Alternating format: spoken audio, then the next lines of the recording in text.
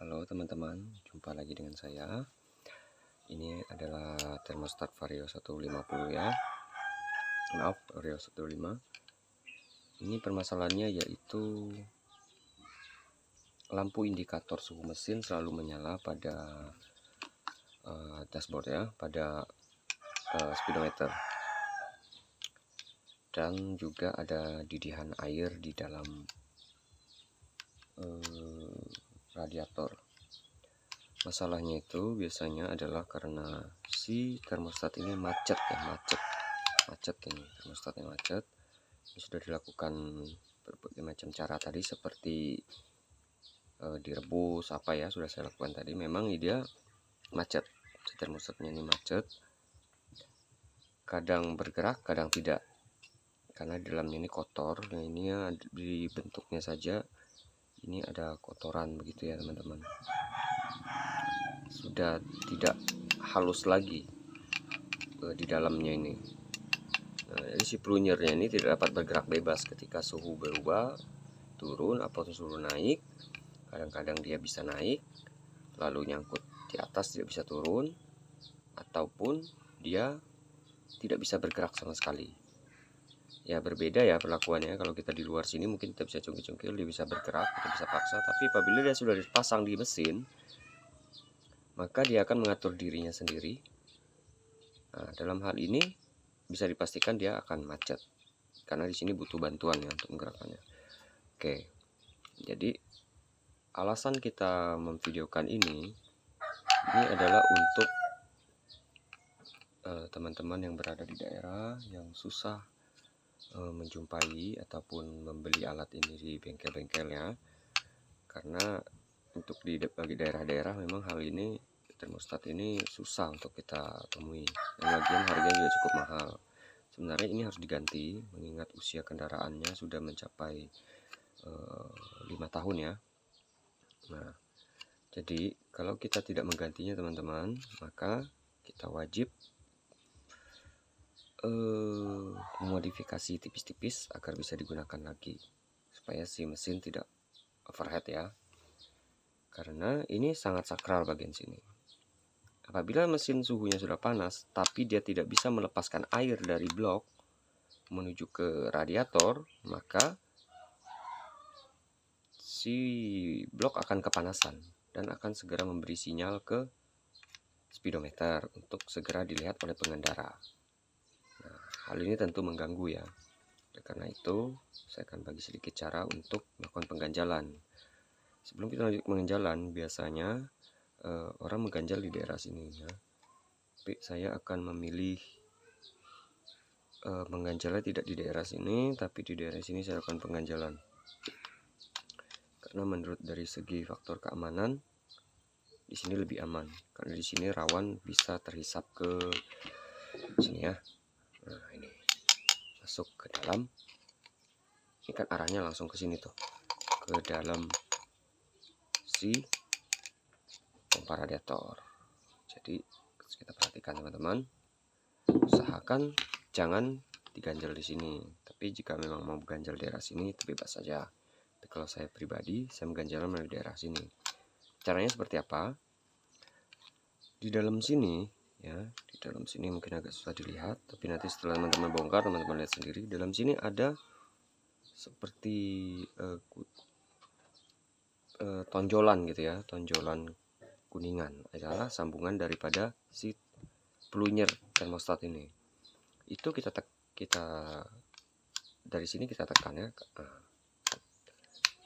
kita tusuk seperti ini. Memang agak susah nih. Nah, lalu kita tekan ke atas. Nah, lalu sesegera mungkin kita ambil satu obeng lagi. Lalu kita tusuk di bagian yang terbuka ini. Kita masukkan ke dalam. Lalu kita putar obengnya seperti ini sehingga dia menganga. Mungkin agak susah dilihat ya teman-teman, seperti apa ya di sini ya. Jelas ya dilihat ya. Nah, mungkin seperti itu ya. Nah, itu kelihatan ya, terbuka ya. Saya ungkit ke atas. Lalu saya menggunakan di sini pipa. Ini adalah pipa ekspansi ya, AC punya AC. Saya potong kurang lebih seperti ini mungkin sekitar 10 milian. Saya potong, lalu si kuningan ini tadi kita masukkan ke arah ini ya, ke arah bawah tadi tempat kita mencungkil pertama, kita masukkan ke dalam seperti itu, biar kita perhatikan agar si pipa tadi bisa masuk ke dalam tonjolan tersebut, sehingga kita setelah masuk, si kuningan ini akan mengganjal si termostat. Di sini teman-teman saya akan menjelaskan fungsi dari termostat adalah apa di sini. Ya, teman-teman benar sekali. Termostat di sini fungsinya adalah menutup salah satu jalur ini, menutup dan membuka salah satu jalur ini. Ada yang biasanya mengeluh, termostat saya sudah ganjal tapi masih overhead. Karena apa? Si termostat ini, apabila kita melakukan pengganjalan yang salah, maka dia akan menutup daerah sini. Sirkulasi di sini tidak akan lancar, tapi sirkulasi balik di sini yang lancar. Akibatnya di dalam sirkulasi air terjadi ketidaklancaran. Nah, pada dasarnya bahwa si termostat ini, apabila di dalam suhu air itu ya di dalam suhu mesin itu panas tinggi, termostat ini tidak akan membuka semaksimal yang seperti kita cungkil tadi. Kenapa demikian? Karena masih menyisakan jalur air yang dari sini untuk bisa mengalir, supaya tidak terjadi kevakuman, kekosongan di dalam air tersebut, di dalam radiator, misalnya di dalam jalur pendinginan. Nah, oleh karena itu, setelah kita melakukan pengganjalan teman-teman, kita pastikan dari daerah sini ya, ini kita tiup, usahakan lancar, udaranya keluar. Nah, ini lancar ya. Oke, lalu daerah sini, ini kita tiup lagi. Nah, keluar ya. Coba teman-teman perhatikan ya, apabila ini saya tuas naik ke atas, saya cungkil kuat-kuat, kasih maksimal ini ya, maksimal saya tekan ke atas ini termostatnya, lalu saya tiup. Nah, ini tidak maksimal airnya bergerak di sini, mengalir ya. Mengapa? Ukuran kuningan tadi itu sekitaran 10 mili, nanti teman-teman atur sendiri sampai mendapatkan kira-kira perbandingan yang sama. Di sini tiupannya sama, di sini juga tiupannya hampir mendekati seperti ini. Nah, seperti itu teman-teman. Karena apabila kita langsung mengganjal-ganjal saja, di sini akan terjadi sirkulasinya jadi tidak lancar di sini, terhambat. Karena efek daripada si termostat ini terlalu menonjok ke atas. Itu. Jadi dalam pengganjalan bukan berarti semata-mata kita mengganjal-ganjal seperti itu. Harus tetap memperhatikan sistem kerjanya jangan terganggu. Untuk melakukan pengganjalan seperti ini sah-sah saja, tidak ada masalah. Terutama bagi seperti saya ya di daerah-daerah terpencil seperti ini, agak susah menjumpai termostat ini. Nah, teman-teman, airnya seperti itu juga. Nah, berarti dipastikan air itu melalui sini bisa, melalui ke sini pun bisa. Jadi jangan sampai ini maksud hati ingin melancarkan air, tapi ujung-ujungnya malah si air tadi malah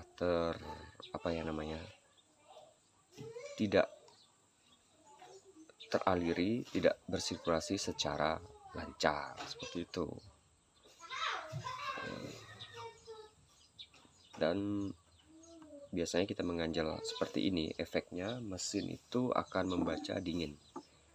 Jadi mungkin akan ada sedikit penggunaan BBM yang agak berlebih ya. Sementara kita melakukan pengganjalan ini ya, sementara kita menunggu barang barunya datang. Seperti itu teman-teman ya. Jadi memang si ECU akan membaca si mesin ini kondisi dingin ya, suhunya tidak optimal. Jadi si injektor akan diperintahkan dari si ECU itu berbeda dengan saat termostat normal ya. Itu teman-teman. Jadi memang ada plus minusnya, tapi daripada mesin kita overheat terus, ya dari apa kita gunakan seperti itu. Ya mungkin itu sedikit ringkas dari saya. Ya, apabila ada penyampaian saya yang tidak berkenan di hati teman-teman, ataupun ada penyampaian saya kurang, saya juga masih belajar teman-teman. Dalam arti ini saya juga untuk berbagi kepada pemula ya. Dalam artian ini saya pemula, jadi saya berbagi dari untuk pemula tanpa bermaksud tujuan untuk menggurui dan menyinggung pihak manapun.